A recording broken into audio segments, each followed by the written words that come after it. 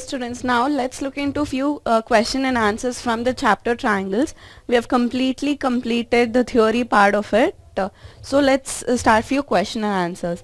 So in figure, triangle ODC is similar to triangle OBA, and angle BOC is equal to 125 degrees, CDO is going to be equal to 70 degrees. These are the things which are provided by the question. You have to find out the value of, you have to find out angle DOC as well as angle DCO. Clear? Now, how are we going to proceed? First and foremost, I have asked the value of DOC. That is, you have to find this angle. So how do we find that? As we know, this is a straight line. This angle O has to be equal to 180 degree, right? But it is equal to 125 degree. So how do we find out that? 180 degree minus 125 degree is going to be the angle.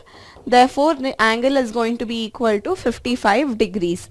Right, this is how you have to represent in the answer format. You just write in the same manner 180 degree minus 125 degree. And the next question is angle DCO is what you have to find out. That is, this angle is what you have to find out. DCO is what you need to find out.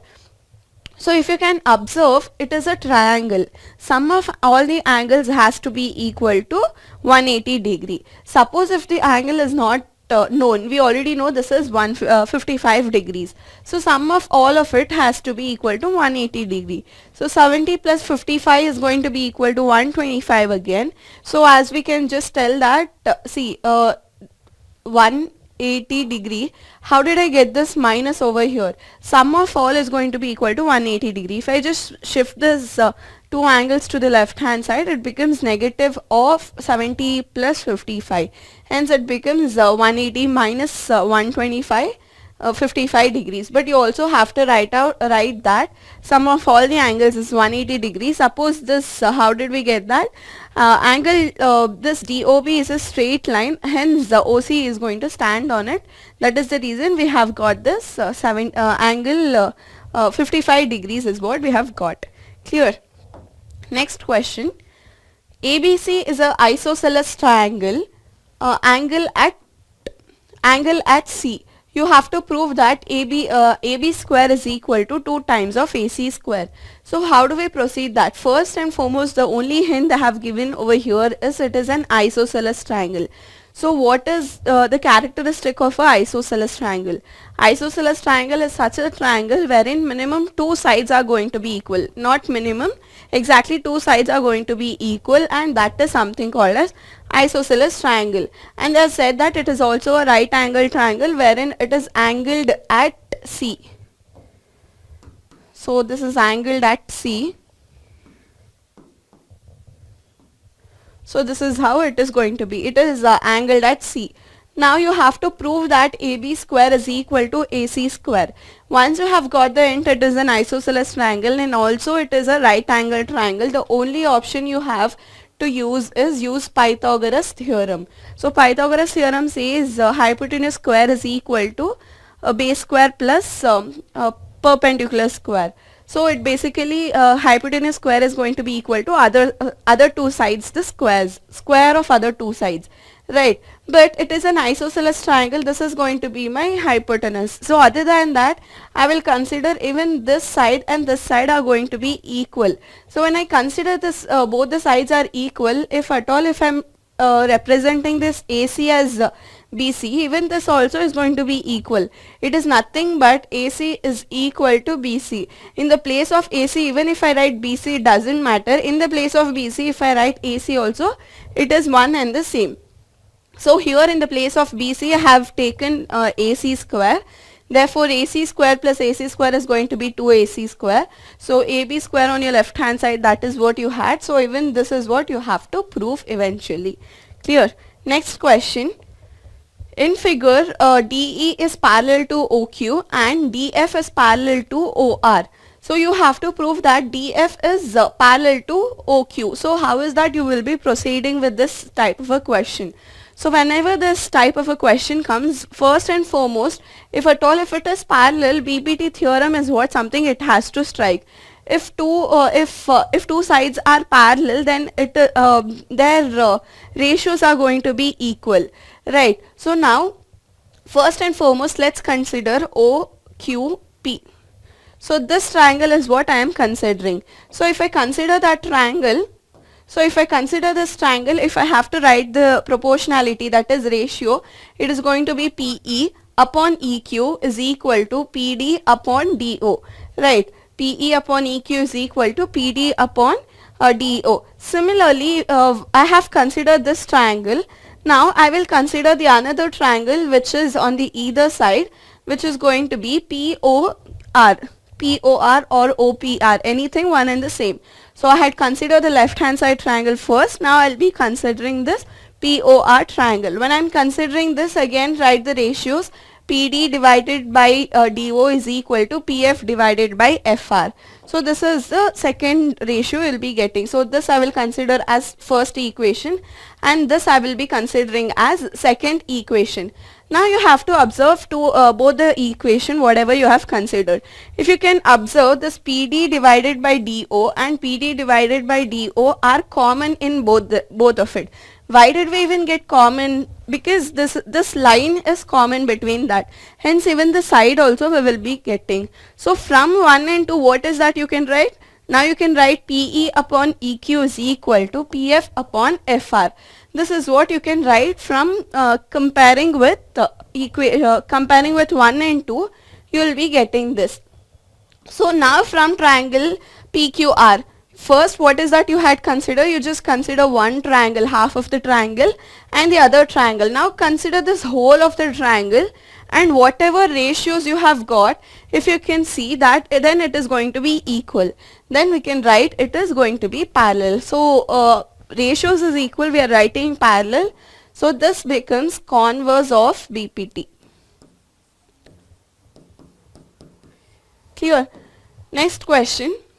In figure, OA into OB is equal to OC into OD, or you can also write it as in the ratio format, OA upon OC is equal to OD upon DB. Right, you have to prove that angle A is equal to angle C as well as angle B is equal to angle D. So first and foremost, whenever such a types of diagram is being given, usually first compare the ratios. First in this triangle AOD, that is AOD as well as BOC. In these two triangles I can write this. Already these things is given in the question only. OA upon OC is equal to OD upon OB. First I will consider this. That is whatever is being given in the question. They have also given another side of it, that is you can also write it in this format. OA into OB is equal to OC into OD. So these two things are given for me. Right, these two things are given for me. So now there is this angle which is called as vertically opposite angle. So angle OAD is going to be equal to angle BOC. That is going to be my vertically opposite angle. So if you can observe over here, this is a side, this is an angle, and this is a side. So if you can observe in our theory part, we had already come across a criterion which is a side angle side criterion. So using the side angle side criterion, I can tell that whatever two triangles I had considered in my first place are going to be similar. So once it is similar, I can tell that angle A is equal to angle C and as well as angle B is equal to angle D. Why? Because see, this is angle A is equal to angle B. How do we get that? Corresponding angles are going to be equal. Clear? Next question. The hypotenuse of right angled triangle is P centimeter and one of its side is Q centimeter. If P is equal to Q plus 1, find the third side in terms of Q. So basically they are talking about a right angle triangle. You have only you're aware of two sides. One they have given us P centimeter and other they have given us Q centimeter. You have to find out the third centimeter in terms of Q is what they have given. So another hint they have given over here is P is equal to Q plus 1. So first and foremost, we don't know what is the other side. So let's consider the third side to be X centimeter.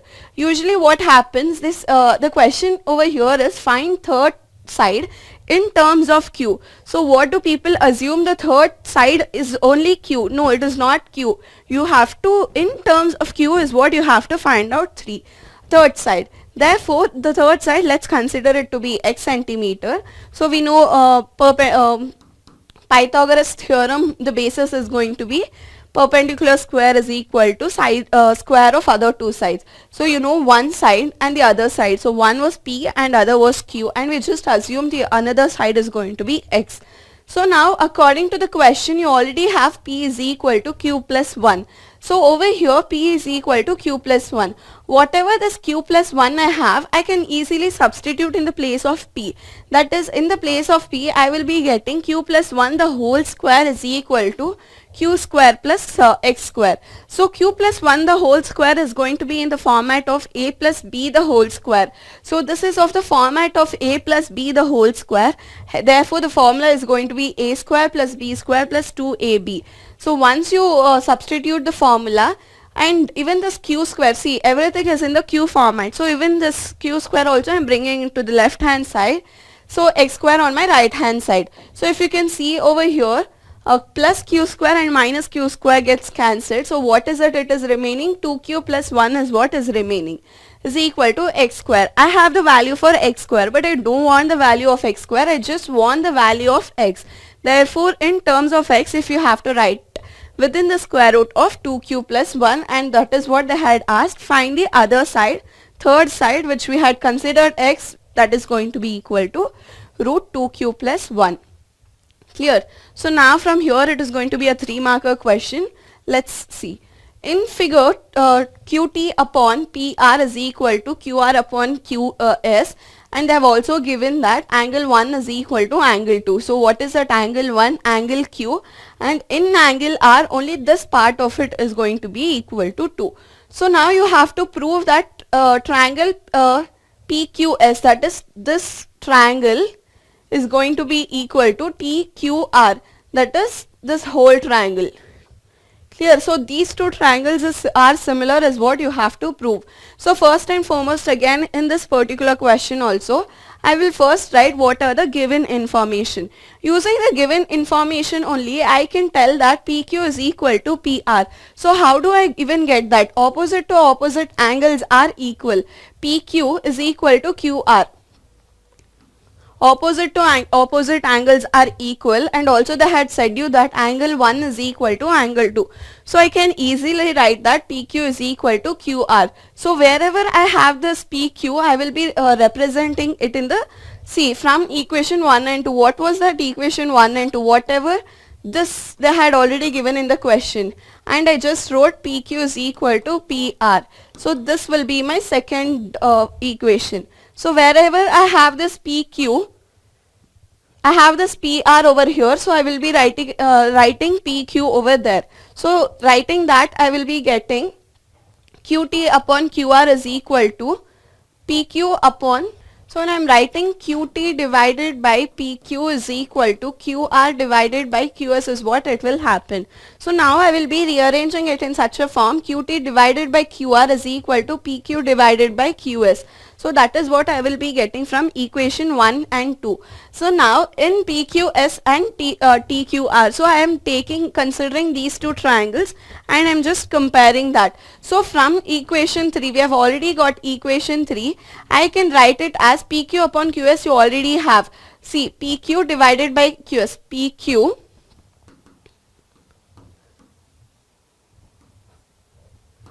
PQ divided by QS is equal to TQ divided by TR. This is what I will be getting. As well as PQ divided by QT is equal to QS divided by QR. So if you can see, over here is one side and over here is another side, right? So nothing but one side and two sides. So we have two sides already. If you just prove another side or another angle, we can easily tell that these two triangles are similar. So if you can observe these two triangles, it is very evident that angle Q is going to be equal to angle Q. Why? It is a common angle between these two triangles. So I can tell that angle Q is equal to angle Q, which is going to be a common angle. Since one side and another side plus one angle is equal, I can tell that these two triangles are equal. Once those two triangles are equal, what is the question they had even asked for? So the question which was asked was even to prove the triangles were similar. So we have clearly proven that these two triangles are going to be similar using these steps. Clear? Next question. Determine the length of an altitude of an equilateral triangle of side 2a centimeter. So one of the question we saw, which was isosceles triangle. So this is an equilateral triangle wherein all sides are going to be equal to. So all the sides of an equilateral triangle are going to be equal. So in right triangle, so they have been given, so we will consider two triangles, that is ADB and ADC. So considering these two triangles, I can easily write this AB is equal to AC, as well as AD is going to be equal to AD, because see, in both the triangles these two sides are equal, right? So this is what I will be getting. So while writing that, I can get that such that angle D is going to be equal to angle D. Therefore, I can write it as this is going to be equal to 90 degrees. Right. Once it is 90 degrees, if you can observe, you can see that by RHS theorem, we can tell that both the triangles, whatever we have considered, are going to be congruent. Once it is congruent, this BD is going to be equal to DC by CPCT, that is this BD is equal to DC. See, you have 2A over here. 2A is going to be for whole of BC, but it is we have seen that BD is going to be equal to DC. Therefore, if I have to write, BD is going to be equal to A, as well as DC is going to be equal to A. Right, BD is equal to A as well as DC is equal to A, because BC, the whole of BC was 2A. When we split, this is what we'll be getting. So now you also have that angle D is going to be equal to 90 degree. Using this Pythagoras theorem, I can easily find out my angle AD. So AD square plus BD square is equal to AB square. See, AD square plus, you consider any one of the triangle. You can either consider this or other of it, because it is an equilateral triangle and it doesn't matter. So when you consider for it, you'll be getting 4A square minus A square is 3A square. So 3A square is what you will be having. So root 3, you have to write it in the same manner. A square and square root gets cancelled. So root 3A centimeter is what you will be getting. Clear? Next question. In a quadrilateral ABCD, PQRS are midpoints of the sides AB, BC, CD and DA respectively. You have to prove that PQRS is going to be a parallelogram. So first and foremost, ABCD is a quadrilateral. Quadrilateral is it can be anything. So if you can see over here, it is a square, or you can consider as a rhombus also. So now they have said that all this you will be having a midpoints on the sides. So on side AB I have midpoint P, on BC I have Q, on CD I have R, as well as on AD I have S. This is what I have. So you have to prove that this whatever the points which we have just connected are going to be a parallelogram. So first and foremost, for that I will be doing a construction such that I will be just joining this AC. So first when I join AC, you can see that you can see two triangles. So over here also I will be considering triangles and I am going to prove. So first in triangle ADC, S and R are going to be midpoints.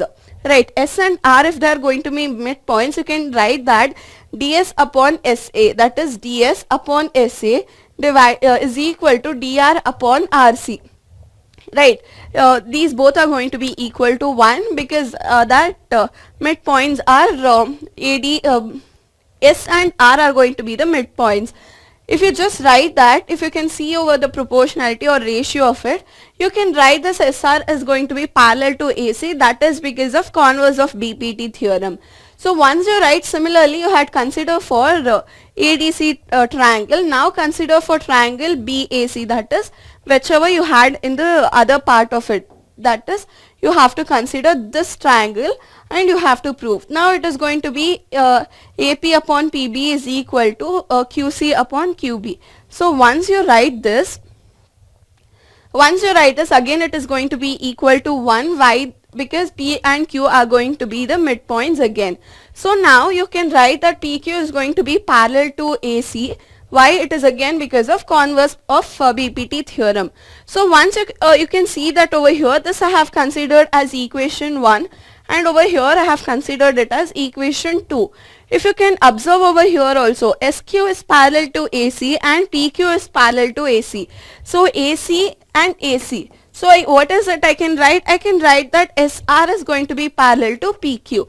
Right. Once I write that SR is going to be parallel to PQ, you can just get that SR is equal to PQ. But how did we get that? We just had joined only one point. So you can also join this D and B. Even if you join this D and B, you have to first consider this ADB triangle. Similarly, next, once you prove that, you have to next consider this ACB triangle. So consider these two triangles again, and you will be getting another another two lines which are going to be parallel. So similarly, join B to D, and PS is going to be parallel to QR. So once, you need not prove everything. Once you have shown that, you can just tell that similarly, just like the one which we had joined, you have joined A and C, you have to also join this B and D, wherein PS is going to be parallel to QR.